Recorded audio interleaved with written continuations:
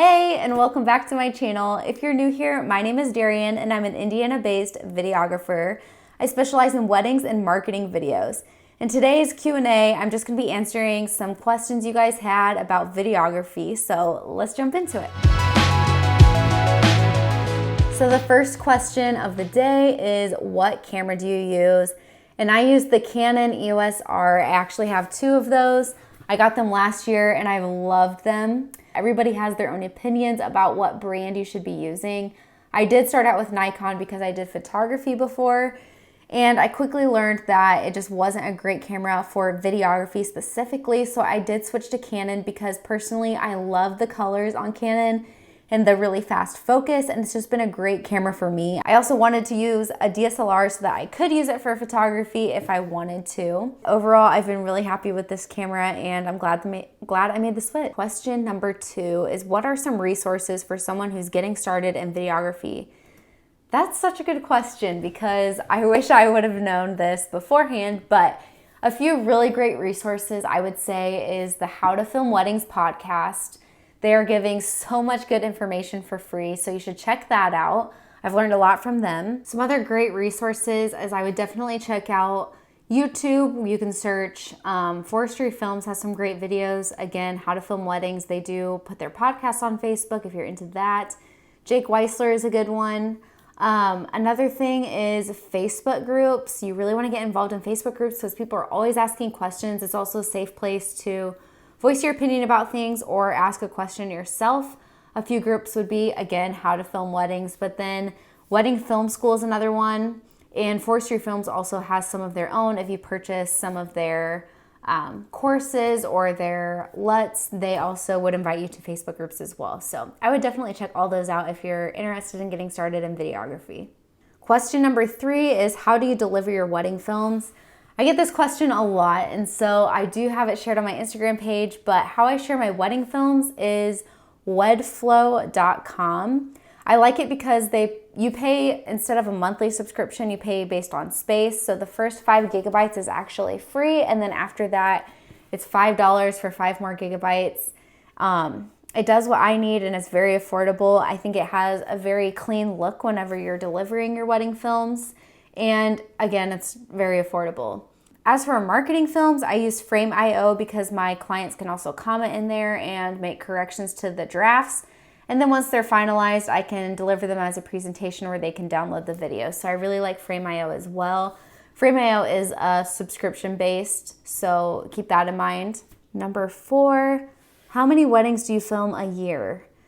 So that's kind of a hard question because just a lot of life changes has happened lately. On a normal year, like this year kind of, is about 15 to 20 weddings is my sweet spot. It's different for everybody. If you haven't followed me on social media, then you might not know, but I am expecting.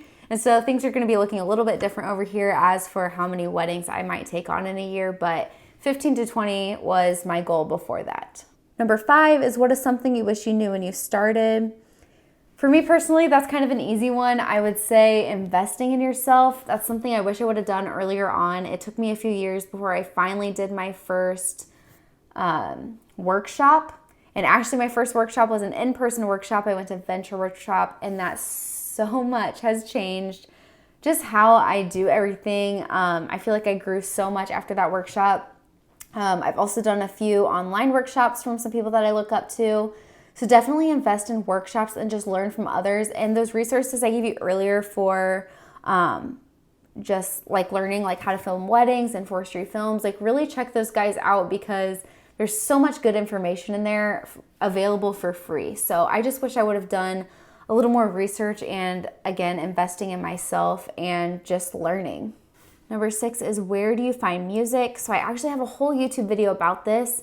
I personally find most of my music from Artlist, but there's a lot of other subscription-based companies that I have used before and I really like. So you should check out my previous YouTube video called All About Music Licensing, and I'll have that linked below, as well as a link to get 2 free months of Artlist if you're interested in that.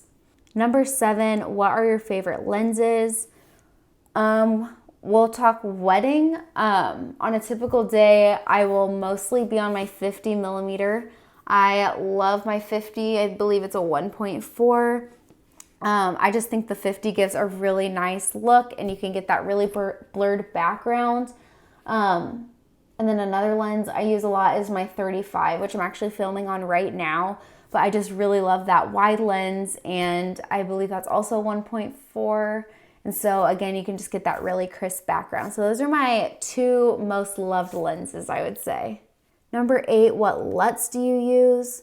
I've tried quite a few different LUTs, and I would say my favorite are the LUTs I bought from White and Reverie. I will have those linked below if you're interested, but they just give a really good look, and I think represents my brand very well.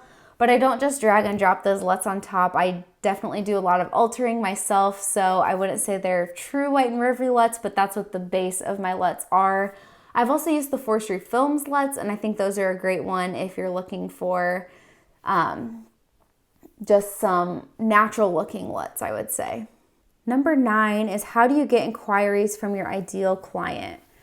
I feel like I just now am able to really answer this question honestly, but this last 6 months, I've really seen a change in my inquiries. I would say about 75% of them now are my ideal clients, where before I would just get a few here and there and I'd get very excited about it. But what I've learned is, one, you just want to really hone in and figure out what your style is and really carry that throughout your brand. I mean, your website needs to match that, your social media needs to match that, etc. Even your editing, of course.